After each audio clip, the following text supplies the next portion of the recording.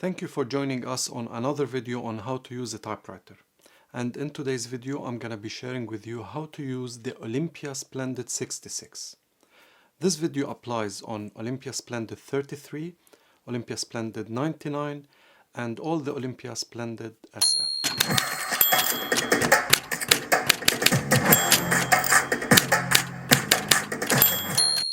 To start using your Olympia Splendid, you need to unlock the carriage.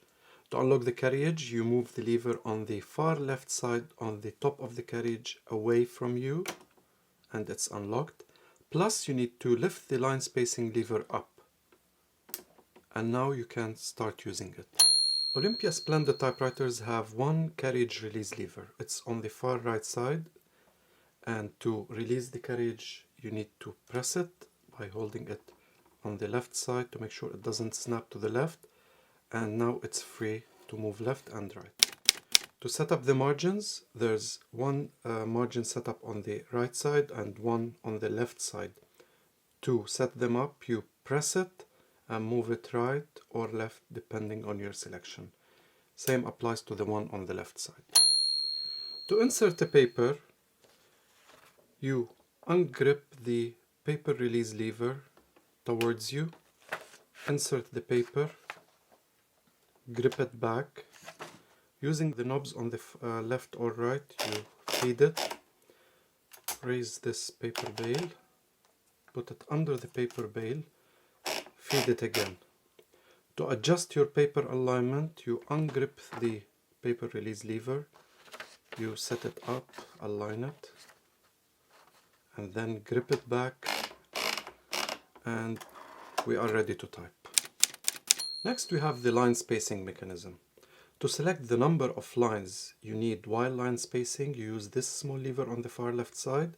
There's three options: 1, 1.5, and 2 line spaces.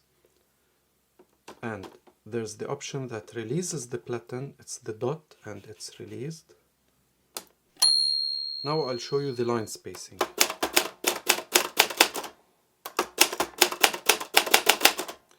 Because we've selected the 1 line space, it will generate 1 space only. If we select the 2 line spaces,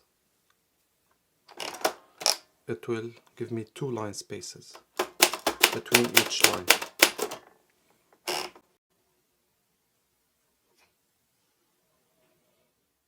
There's an additional option on your carriage. If you want to lift up your paper, there's a paper holder on the back. You release it by using this small lever and it's up, and you can use it to support your paper from beneath. To remove your paper, you ungrip the paper release lever and remove the paper, and you put back the paper holder on the back of the carriage. Now I will show you how to reverse your ribbon if it doesn't automatically reverse on your typewriter. To do this, I need to remove the lid. The reverse ribbon mechanism is adjusted by these small 2 levers. It's 2 pinned levers. The ribbon passes through them. To change the direction of the ribbon movement from left to right or right to left, you press on this lever or this lever. So to move it now it will shift from left to right or right to left, and to reverse it again, you press on this lever and it will move back to the opposite direction. Remember, you can also download a PDF copy of the original manual from our website for free.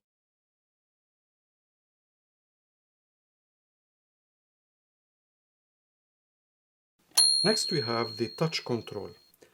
The small lever here inside the typewriter under the lid, it gives you the option to increase the tension while typing or decrease the tension. To decrease the tension, you move it towards you.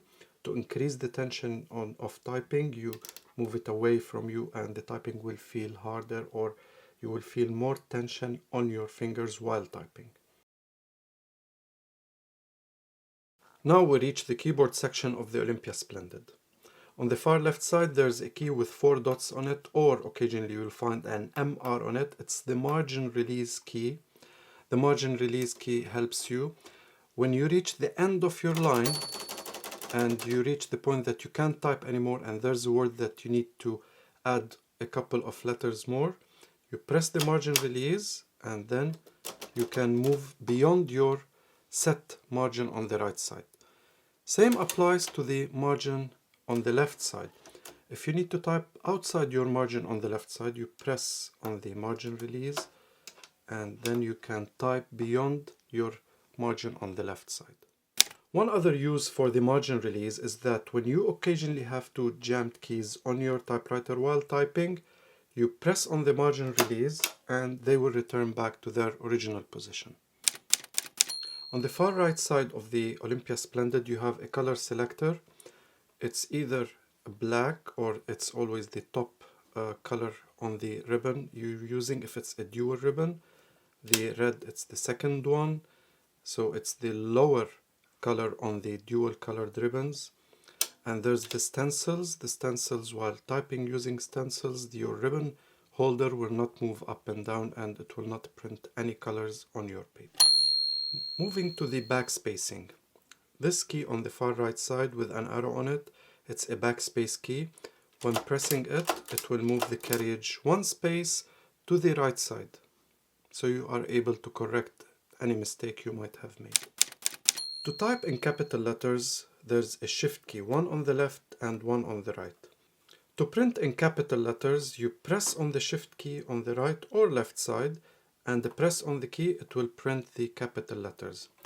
To print the symbols as well on the top of these numbers, you press on the shift as well and press, it will print the symbols or letters above these numbers on your keys. To continuously type using capital letters, there's a key, a blank key on top of the shift key on the left side. You press it and it will lock the carriage in a position that you can type continuously using capital letters. To unlock this shift key, you simply press on the left side shift key and it will release the shift lock. Now we finished using the Olympia Splendid and you need to lock the carriage to put it back into your carrying case. To do this, you use the carriage release lever, you press it, move the carriage to the left side, then using the carriage lock, move it towards you, then move the carriage back to the center position and it's locked. Also, you need to push down the line spacing lever and now the typewriter is ready to be packed into its carrying case. Thank you for watching the video. Please let us know in the comments what other typewriters you want us to demonstrate on how to use. And please don't forget to subscribe to our channel.